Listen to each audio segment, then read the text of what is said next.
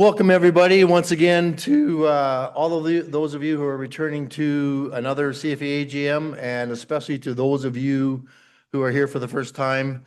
Thank you for taking time out of your busy schedules to be here and be part of our annual meeting. Your input, your conversations are vitally important to us. So it is my pleasure as the chair of the Canadian Federation of Agriculture to welcome everyone here. As I stand here and I look out across the room and see a lot of familiar faces, but also a lot of new faces, what I'm looking at is a group of really great, dedicated farmers and ranchers from across this country. And it really fills myself with a sense of pride knowing that I can count on all of you to carry our messages forward and do all that you need to do to make this industry of agriculture in Canada all that it can be. I also would be remiss if I didn't mention all of our great partners that we have working with CFA on an annual basis. They do a fantastic job in supporting us and also carrying our message as well. So to all of our partners and the corporate leaders, thank you so much for all that you do. And I will get to list you all at the end of my remarks here today as well. It's also always exciting, and kudos to all of you as organizations in bringing so many young farmers to this AGM. Having that different outlook, that different voice, that new refreshing voices in the crowds and in the conversations is really important. So thank you to all those organizations that make the effort to make sure that young farmers come to this meeting and meet with our farm leaders from across the country. And I also want to give a shout out to Farm Credit Canada for sponsoring our Young Leadership Program here. They've been doing this for a few years now, and they're continuing to do it, and we really appreciate their efforts in helping support that. I guess to say this past year has been a challenge might be a little bit of an understatement, but then when isn't a challenge for agriculture for one reason or another? You know, we're looking at facing the threats from all the geopolitical uncertainty that we see not only south of the border, but literally around the world, you know, facing tariffs and issues with major trading partners.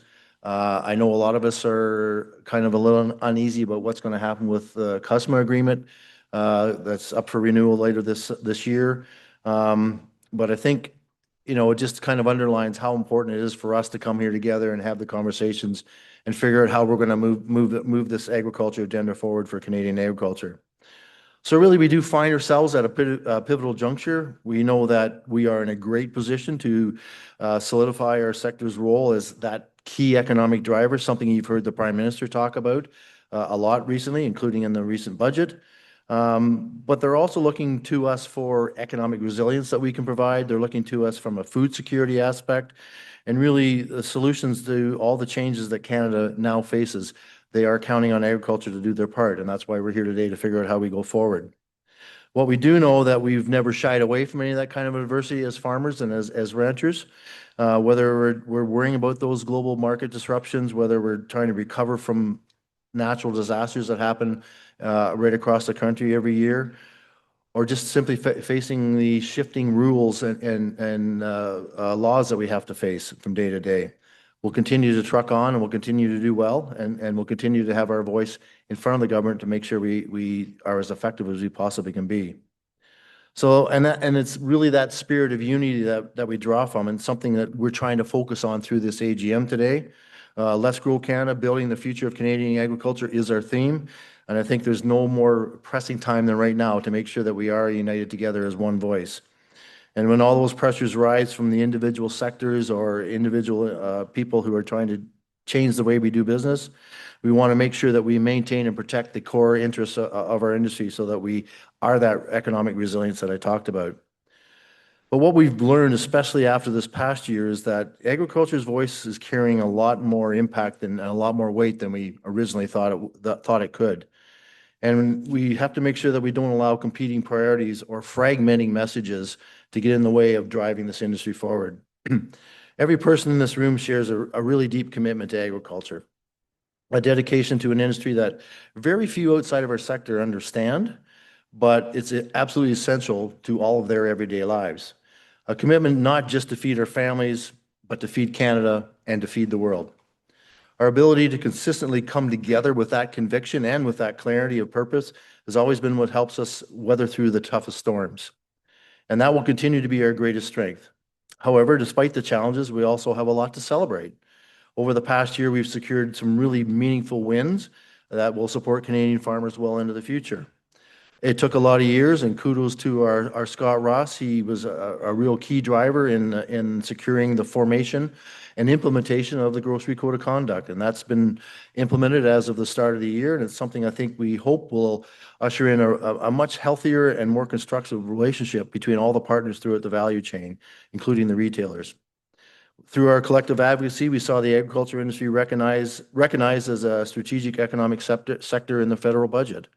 We also saw the federal government recognize the crucial role that temporary foreign workers play in our sector when they decided to exempt us from the changes and the restrictions that they made in those programs. The implementation of the accelerated investment incentive also provides tax savings that we've been calling for quite some time on our farm machinery and equipment, which is really crucial for a lot of technological adaptation.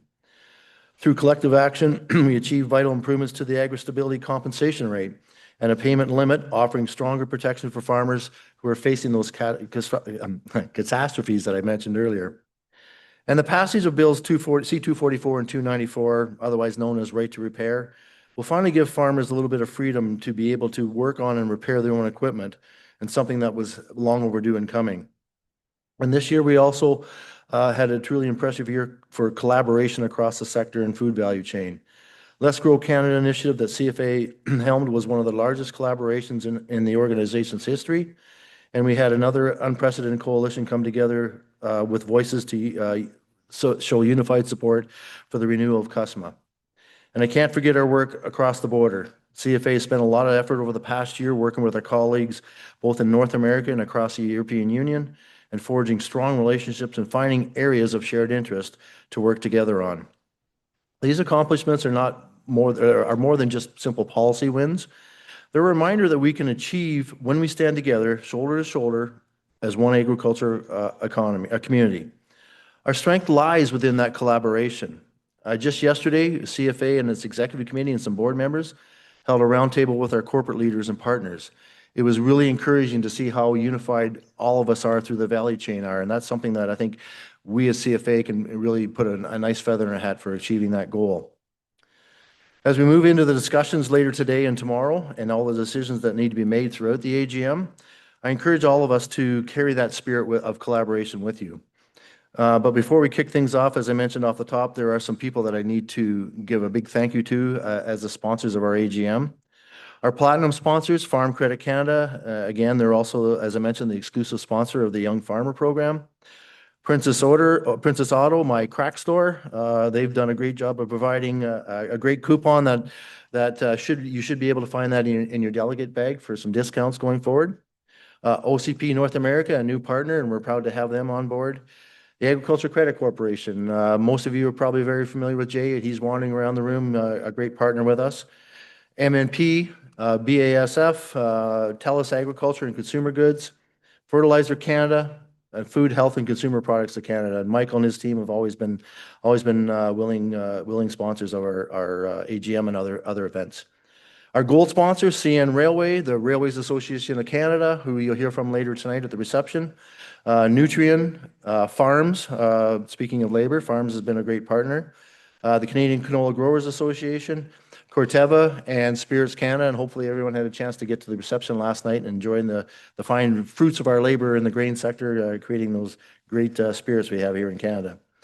And our silver sponsors, the Canadian Produce Marketing Association, Ground Truth Ag, and the Canadian Beekeepers Federation. So thank you. Let's give a round of applause to all of our sponsors. Thank you.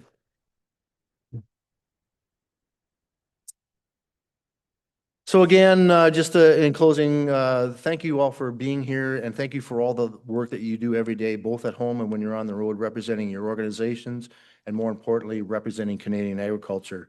I'm excited about the prospects of us continuing that journey together, that collaboration together, and working with everybody over the course of the next year, and making sure that we make Canadian agriculture all that it can be. And let's seize that full potential that we have in front of us. I think there's not been a better time, at least in my adult lifetime, I've not seen an opportunity from the federal aspect that we have in front of us, given where the government's going today. So that collaboration, that push by all of us is going to be very important going forward.